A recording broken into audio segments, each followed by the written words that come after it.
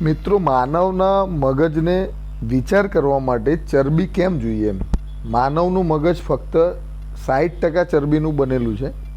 Omega 3 એટલે કે fatty acid એમાં શું છે, સ્મરણ શક્તિ વધારે છે, એકાગ્રતા સુધારે, વિચાર કરવાની ક્ષમતા આપણી મજબૂત કરે છે.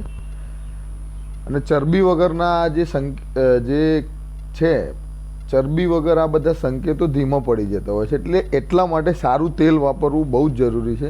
એનાથી તેજસ્વી વિચાર આવે.